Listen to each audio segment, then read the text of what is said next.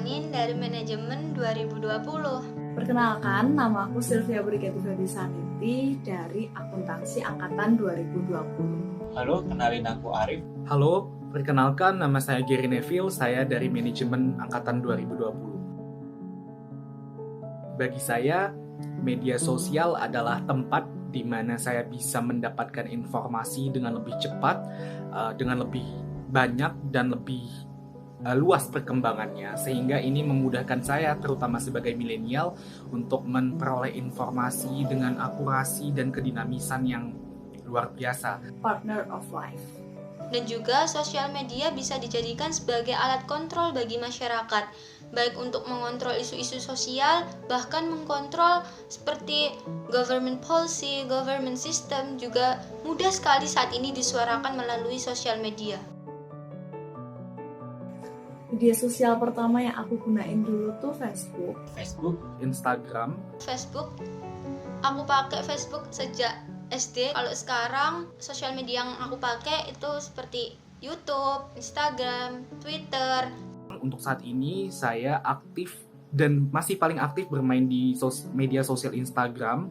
Namun saya juga sedang mempreparasi akun LinkedIn saya, media sosial LinkedIn saya untuk prospek ke depan. Untuk yang chatting-chatting itu Line, WhatsApp, itu sering aku gunakan karena untuk kebutuhan perkuliahan. Dalam sehari, aku menggunakan media sosial selama 3 hingga 5 jam.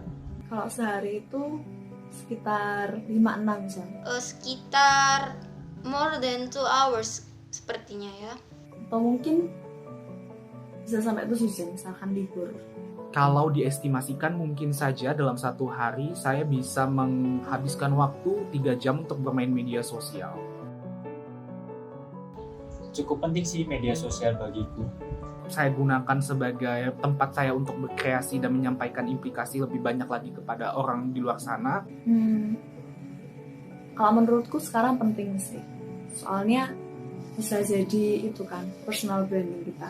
Sebagai bentuk apresiasi ke diri aku sendiri atas karya-karya yang aku hasilkan. Kebetulan aku suka gambar dan suka nulis, jadi sosial media aku gunakan sebagai tempat untuk menyalurkan hal tersebut. Untuk mencari lomba-lomba, mencari acara-acara dan program-program lainnya yang mana berhubungan dengan minat saya dan juga bisa mengembangkan diri saya untuk bekal di masa yang akan datang, terutama pada dunia kerja nanti. Jumlah masyarakat Indonesia yang aktif dalam bermedia sosial sebesar 170 juta jiwa.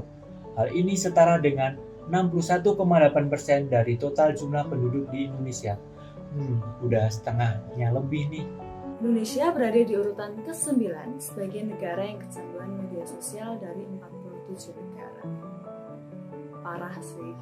Dilansir dari The Health Site, media sosial dapat berpengaruh pada kesehatan mental dan fisik seseorang, yaitu berupa kegelisahan, iri hati, kurangnya tidur, cyberbullying, serta kurangnya komunikasi seseorang dalam kehidupan nyata.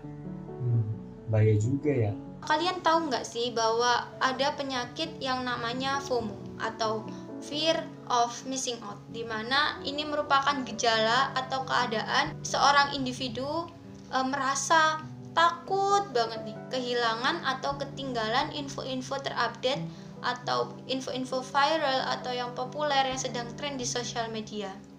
Menurut aku, menjadi orang yang ingin banyak tahu itu bagus, tapi kalau berlebihan itu juga nggak baik ya teman-teman. Jurnal Computer and Human Behavior melaporkan bahwa pengguna media sosial yang memiliki 7 atau lebih media akan 3 kali lebih besar untuk mendapatkan gejala kecemasan tingkat tinggi dibandingkan dengan pengguna media sosial 1 atau 2 media sosial saja. Gitu ya. Polda Metro Jaya melaporkan bahwa ada sekitar 25 kasus cyberbullying terjadi setiap harinya. Wow banget bukan? 25 kasus setiap hari, bukan setiap minggu atau setiap tahun. Ini merupakan angka yang sangat besar. Jadi, please buat kalian gunain sosial media kalian untuk hal-hal yang baik aja. Kalau kalian sekarang menjadi seorang yang memberikan hate comment atau sebagai pembuli, please berhenti, karena sebenarnya itu berdampak buruk untuk diri kalian sendiri. Bisa kita prioritasin ya, maksudnya kayak kita memilah kayak aplikasi apa sih yang berguna bagi kita atau yang kurang bermanfaat bagi kita gitu.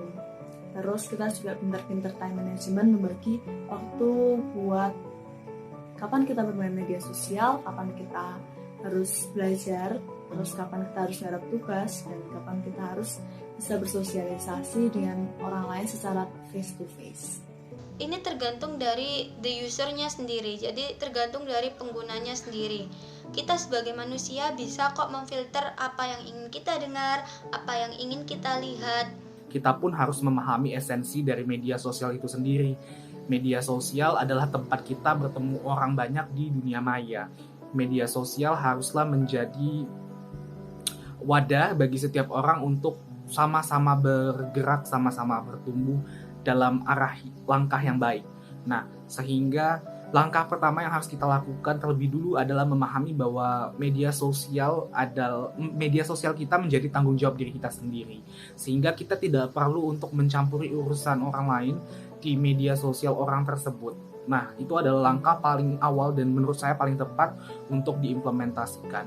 Selanjutnya, kita pun harus memahami wujud dari apapun bentuk yang kita posting di media sosial yang kita pegang, media sosial yang kita miliki. Karena media sosial tadi pertumbuhan informasinya cepat, sehingga ini menjadi sangat krusial ketika hal-hal yang kita posting di media sosial kita tadi tidaklah sesuai dengan norma-norma yang berlaku ataupun aturan-aturan yang ada. Sehingga memahami apa yang kita posting dan apa yang kita lakukan, yang kita terbitkan di dalam media sosial itu sendiri harus bisa kita pertanggungjawabkan dan kita pertimbangkan terlebih dahulu.